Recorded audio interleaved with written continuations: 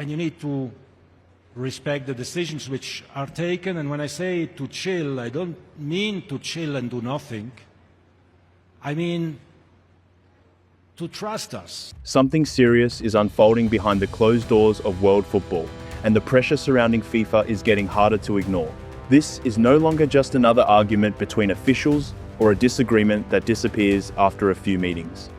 At the center of the growing power struggle is FIFA President Gianni Infantino, a man who has spent roughly a decade at the top of the sport and is now facing one of the toughest challenges to his authority.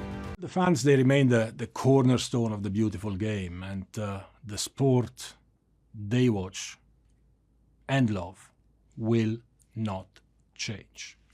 Powerful figures across international football are openly questioning where FIFA goes from here. Three major confederations have raised concerns about Infantino's leadership, while a growing number of national associations have reportedly pulled back their support.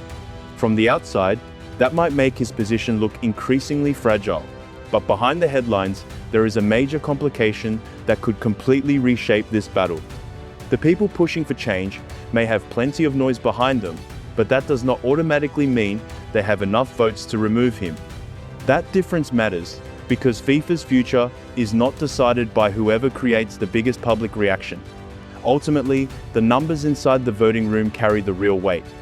One powerful voice in African football made that position clear this week, saying, "Only elections can decide his future, only the ballot box." Those words cut straight to the heart of the situation. Public pressure can grow, alliances can shift, and influential officials can challenge the president. But when election day arrives, every side still needs the votes. So how did FIFA reach a point where its leadership has become the focus of such an intense political fight? And why could a vote still months away decide whether Infantino remains one of the most powerful men in global sport? To understand how deep this situation runs, we have to go back to the moment Infantino first took control. He was elected FIFA president in February 2016, stepping into an organization still dealing with the fallout from the corruption scandal that brought down his predecessor, Sepp Blatter. FIFA's reputation had taken a serious hit. Trust was badly damaged, and the organization was under enormous pressure to prove that a different era was beginning.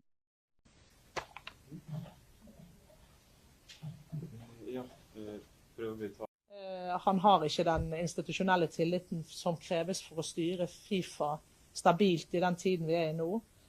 Det er ingen vei tilbake for Gianni Infantino. Det internasjonale fotballsamarbeidet er veldig splittet, og vi må få anledning til å samle oss nå. Og vi vil be FIFA-presidenten om å fratre nå. Infantino entered that environment promising change, but years later, the fight surrounding his own leadership has opened a completely new chapter. For years, Gianni Infantino appeared to have one of the safest seats in world football. He was re-elected without opposition in 2019, then did it again in 2023.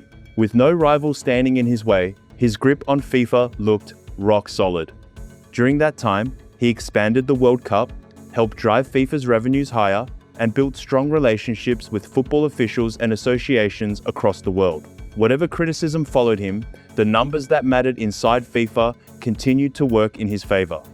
Then came the 76th FIFA Congress in Vancouver, where Infantino confirmed what many inside football already expected. That we are working behind the scenes, we are trying to understand, and there are things we can know, things we cannot know, things we are told, things we are not told.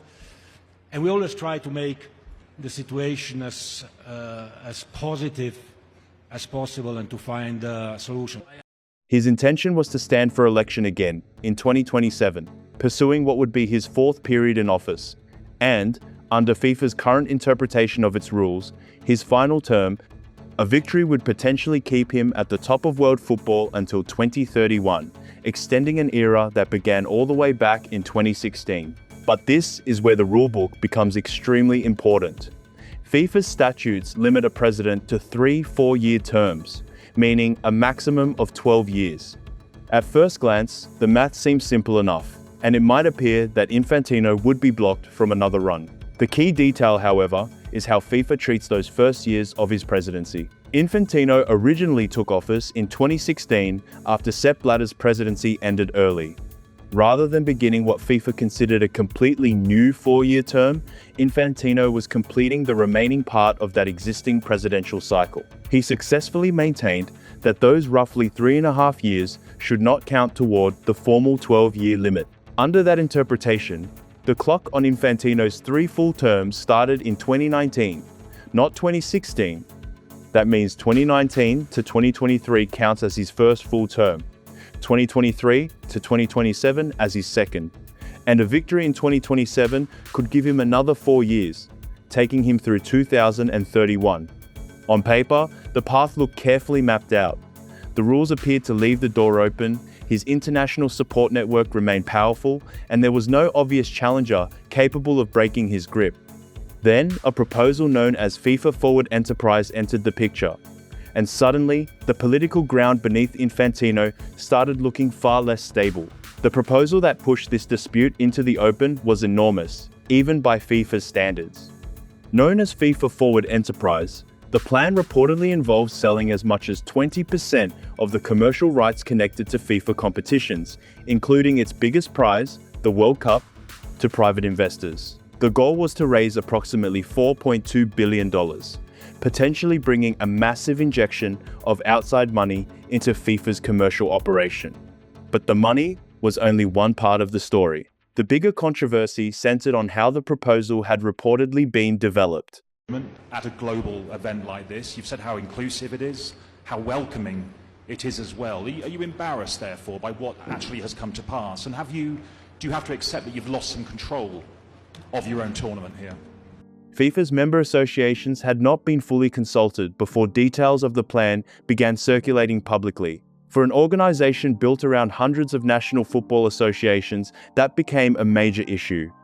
Once information about the proposal reached the media, what had been happening behind closed doors suddenly became a very public fight over power, transparency, and who actually gets a say in FIFA's biggest decisions. UEFA, European football's governing body, quickly emerged as one of the strongest critics. But Europe was not standing alone. The Asian Football Confederation and CONCACAF, representing North and Central America and the Caribbean, also joined the challenge. 3 major confederations were now pushing back against the FIFA president at the same time, turning what might have remained an internal disagreement into a serious leadership dispute. Then came a joint letter containing an extraordinary accusation.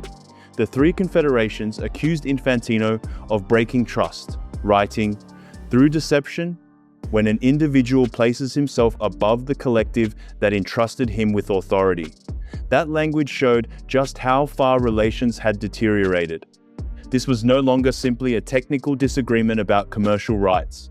His critics were questioning the way authority itself was being exercised. They called for a review of Infantino's leadership, and according to multiple reports, some wanted him to step aside before he could seek another term. UEFA reportedly went even further, raising the possibility of boycotting FIFA competitions if Infantino remained in control. Whether such a drastic move could actually have happened was another question, but even discussing it showed how serious the confrontation had become. Faced with mounting resistance, Infantino changed course. He withdrew the proposal and apologized for the way the process had been handled. The $4.2 billion plan was off the table, but withdrawing it could not erase the wider political fallout. The proposal had exposed divisions that were previously easier to keep behind closed doors, and now those divisions were sitting right in the middle of the battle over who controls FIFA. What started as a dispute over one controversial proposal was now turning into something much bigger. The trust between Infantino and some of FIFA's members appeared badly damaged, and the fallout soon moved beyond statements from powerful confederations. National football associations began distancing themselves from his re-election campaign, creating the impression that opposition to his leadership was spreading across the map. England, Wales, Norway, Sweden, Serbia, the Netherlands, Finland, Ireland, and New Zealand were among those withdrawing their support, with concerns reportedly focusing on governance, transparency, and whether member associations were being properly consulted before major decisions were made. Each withdrawal added another crack to the image of Infantino as an untouchable FIFA president. But there was a catch, and it was a huge one. FIFA elections are not decided by which countries have the biggest leagues, the richest clubs, or the loudest voices in the media. They are decided by votes. FIFA has 211 member associations, and each eligible association can carry enormous importance when the ballots are counted. That voting structure is exactly why Infantino could still be in a much stronger position than the growing backlash might suggest. The Confederation of African Football has backed Infantino unanimously, giving him a potentially crucial base of support. South America's CONMEBOL has also lined up behind him. The Oceania Football Confederation declared its support as well, even though New Zealand broke ranks. Individual countries including Qatar, Egypt, Morocco, and Sudan have also expressed backing for the FIFA president. Infantino has even received public support from United States President Donald Trump, who called replacing him a terrible error. That endorsement does not translate directly into a FIFA ballot, but it adds another high-profile voice to an already heated international power struggle. And this is where the numbers become messy. On one side are major forces within Europe, Asia, and North America pushing for change or raising serious concerns. On the other are powerful blocs across Africa, South America, and Oceania that could provide Infantino with the votes needed to survive. Confederation-level criticism also does not automatically guarantee that every national association inside that confederation will vote the same way. So the battle is not simply Europe against the rest, or supporters against critics. Alliances can split, national associations can make their own calculations, and public declarations do not always reveal what happens when voting begins. The football world now looks deeply divided, with one commentator describing the situation as a civil war in world football. The real fight, however, is increasingly becoming a numbers game behind the scenes. The real showdown will not happen under stadium lights or in front of thousands of chanting supporters. It will happen through a ballot, where alliances, promises, and months of political maneuvering could eventually come down to a simple question: who actually has enough votes to control FIFA? That is exactly the point CAF President Patrice Motsepe pushed this week. Motsepe, who also serves as a FIFA Vice President, argued that anyone who wants Infantino removed should challenge him through FIFA's formal election process, rather than trying to force the outcome beforehand. He said, "If anybody's got any problem against anybody, whether it's Gianni, whether it's anybody else, follow the process. Follow the FIFA process. Simple as that." Motsepe did not stop there. His message to Infantino's opponents was even clearer. If you want to take him out, go for elections. Let the 211 member associations decide. Do that, and the vote will express whether they've got confidence in him or not. In other words, all the public criticism and political pressure surrounding Infantino means little if his opponents cannot turn that frustration into actual ballots. Motsepe also questioned why some people appeared ready to make a final judgment so early, especially with the election still some distance away. That argument highlights the strange reality of this FIFA power struggle. Infantino can face serious criticism from major football organizations and still remain politically difficult to remove because FIFA's leadership is ultimately determined through its election system. The rules of that system now become crucial. The presidential vote is scheduled for the 18th of March 2027 during the 77th FIFA Congress in Rabat, Morocco. Before anyone can even enter the race, however, they must clear the first hurdle. Candidates have until the 18th of November 2026 to submit their applications, and any challenger must secure at least 5 letters of support from FIFA member associations. Then comes the secret ballot, where public promises can become much harder to read. If only 2 candidates contest the presidency, a simple majority decides the winner. If 3 or more candidates enter the race, the process becomes more complicated. A candidate would need the required majority under FIFA's election rules to secure victory. Otherwise, the lowest ranked candidate can be eliminated and voting continues into another round. That is where this fight could get seriously unpredictable. Public statements can show where associations claim to stand today, but a secret ballot creates room for shifting alliances, late deals, and surprise decisions. For Infantino's opponents, making noise is one thing. Building a coalition capable of beating him when 211 associations get their say is a completely different game. That leaves one question hanging over the entire fight for FIFA. If Infantino really can be challenged, who has enough influence, connections, and support to actually beat him? For most of the past decade, that question barely seemed worth asking. Infantino won without opposition in 2019 and 2023. Now, with criticism growing and alliances being tested, potential rivals are suddenly being discussed much more seriously. One of the biggest names in the conversation is Nasser Al-Khelaifi, president of Paris Saint-Germain and chairman of Bein Media Group. He also sits on UEFA's executive committee and the FIFA Council, putting him right inside some of football's most influential circles.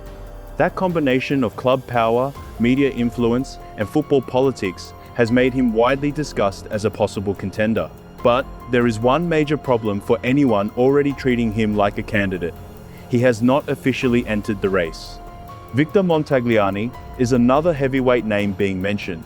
The Canadian is president of CONCACAF and a FIFA vice president, giving him years of experience inside football's political system. Then there is Sheikh Salman bin Ibrahim Al Khalifa, president of the Asian Football Confederation. He has publicly criticized Infantino's plans before and already knows what a FIFA presidential battle looks like, having challenged Infantino in the 2016 election. Alexander Ceferin, the UEFA president, has also appeared in speculations surrounding the race. His future adds another layer of intrigue because he has said he does not intend to seek re-election as UEFA president in 2027. Whether that leads to a FIFA challenge is another matter entirely, and speculation should not be confused with an official campaign. That is what makes the situation so unpredictable. Despite all the criticism surrounding Infantino and all the recognizable names being discussed, there is still no confirmed challenger in the race at this stage. The filing deadline remains months away, meaning potential candidates still have time to count votes, test alliances, and decide whether taking on Infantino is worth the political risk. Some betting markets have reportedly placed Al-Khelaifi among the leading possibilities should he decide to run, but betting odds do not decide FIFA elections.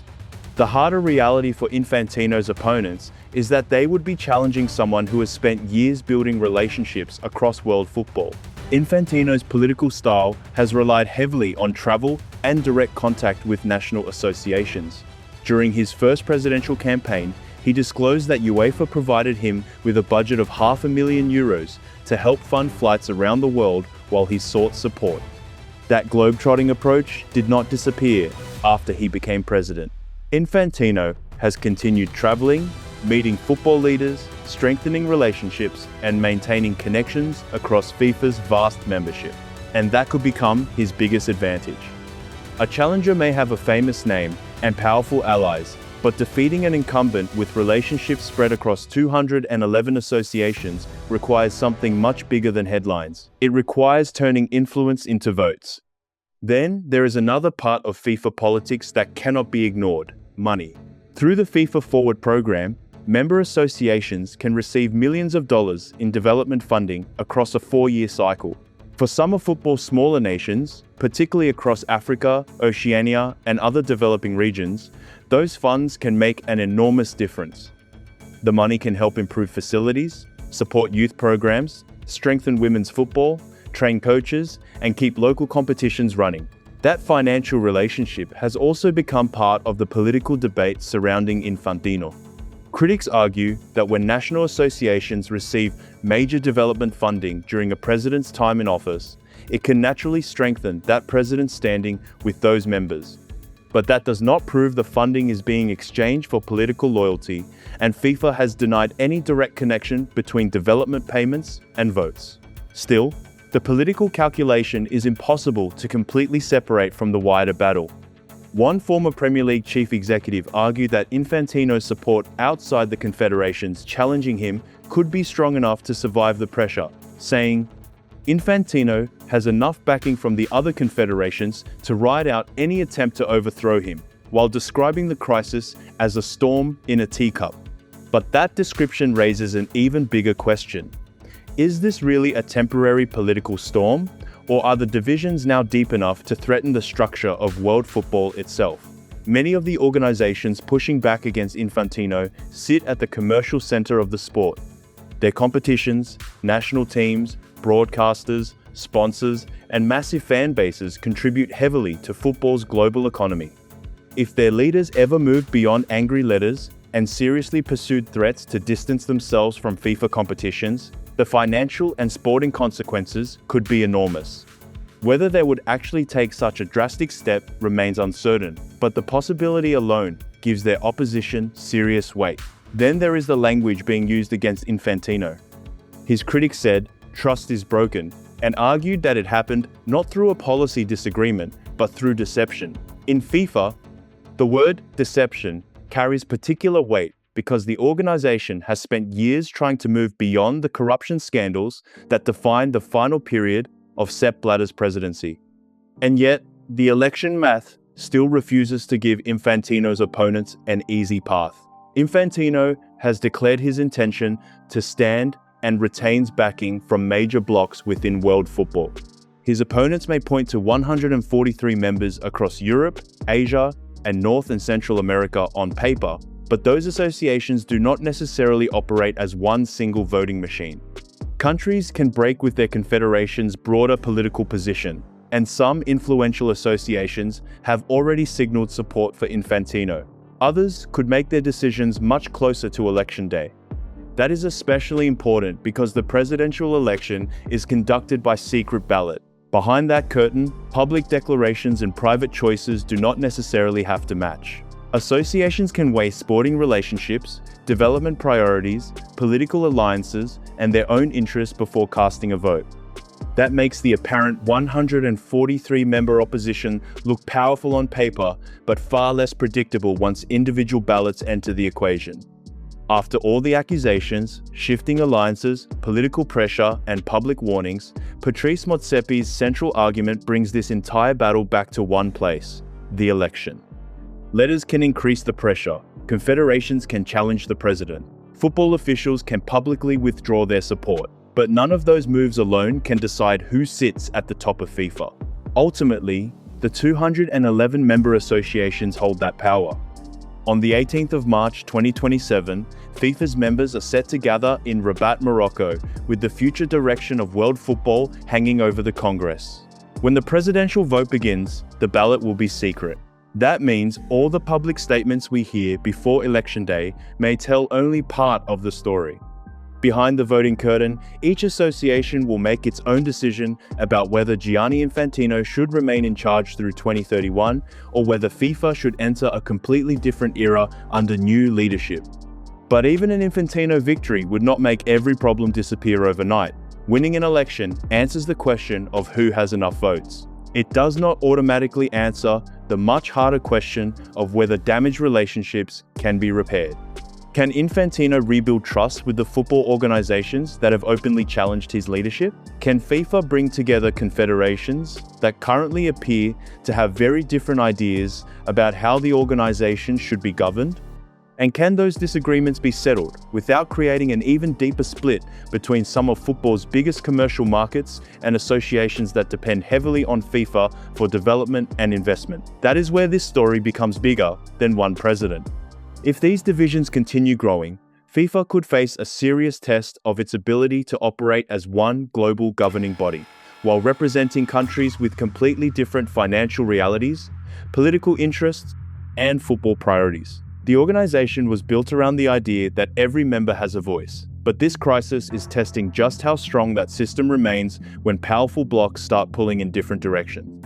Before any of that can be settled, there is another major date to watch.